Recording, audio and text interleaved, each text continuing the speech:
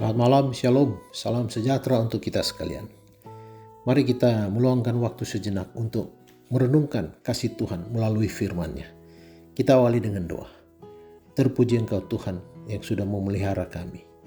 Kesempatan ini Tuhan, kami akan merenungkan firman-Mu.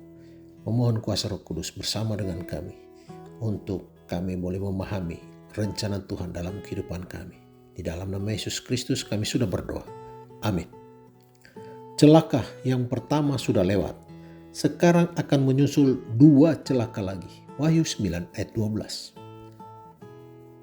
Wahyu 8 ayat 13 mengumumkan bahwa 3 celaka akan menimpa mereka yang diam di bumi. Sangkakala kelima menyusul. Sekarang di dalam Wahyu pasal 9 ayat 12 kita tahu bahwa celaka yang pertama telah lewat, telah berlalu. Karena pernyataan yang sama terdapat di dalam Wahyu pasal 11 ayat 14. Setelah sangkakala ke-6, tampaknya jelas bahwa ketiga celaka di dalam Wahyu pasal 8 ayat 13 adalah sangkakala ke-5, ke-6, dan ke-7. Saya mendapatkan uji realitas sekitar 15 tahun lalu ketika mendengarkan seorang pengkhotbah untuk pertama kalinya. Dia memberikan pengaruh sangat luar biasa pada diri saya. Manakala dia berbicara, hati saya akan terbakar, seakan-akan dia bisa membaca jiwa saya. Tetapi dia bukan seorang nabi atau pembaca pikiran. Dia hanyalah seorang Kristen biasa yang berbicara dari hati. Apakah yang membuat khotbahnya begitu efektif?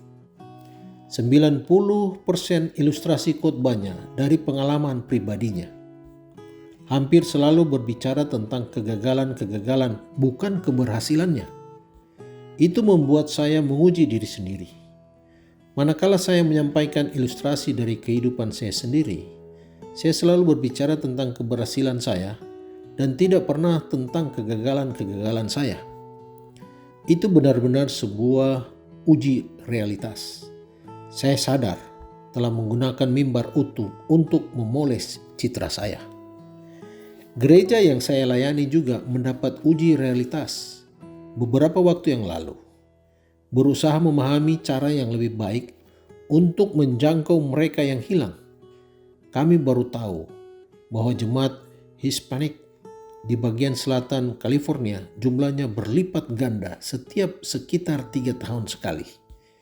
Berasumsi bahwa pastinya mereka melakukan sesuatu yang tidak kami lakukan. Kami pun ingin menerapkan strategi-strategi tersebut untuk pengembangan di Amerika Serikat. Namun, penyelidikan mengungkapkan penemuan yang mengejutkan. Selama periode 10 tahun, tidak ada generasi Hispanik ketiga atau keempat di Amerika yang dibaptiskan. Pertumbuhan memang ada, tetapi hanya para imigran beserta anak-anak mereka yang dibaptiskan.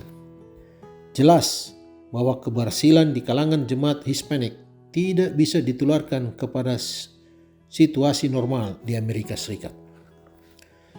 Setiap bagian Alkitab berguna untuk mengajar, dicatat dalam 2 Timotius 3 ayat 16. Namun ayat yang berbeda-beda diterapkan pada situasi yang berbeda-beda.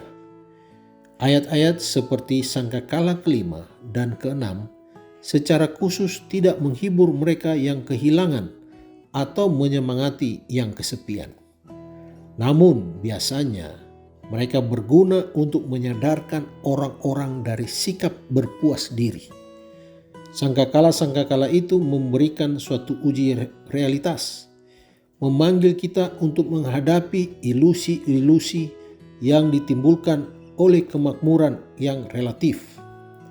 Kita semua bisa menarik manfaat dari uji realitas. Mari berdoa. Bapa kami di surga, kami berterima kasih untuk firman-Mu. Begitu mudah kami terjebak dalam sikap berpuas diri. Ketika uji realitas datang, beri kami keberanian untuk belajar dan tidak menolak. Terima kasih Tuhan, terpujilah nama-Mu, di dalam nama Yesus Kristus kami sudah berdoa.